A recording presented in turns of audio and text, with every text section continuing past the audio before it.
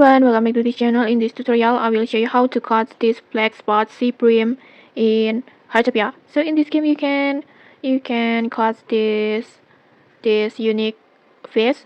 It has a unique color like this. I think it's so beautiful.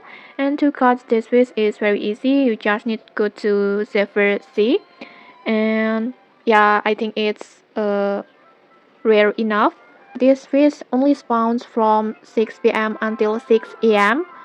and then it only spawns at the rainy and rainbow weather. So when it's rainy or rainbow weather at the 6 p.m. until 6 a.m., just go to the Zephyr Sea over here, near the fishing village, and then next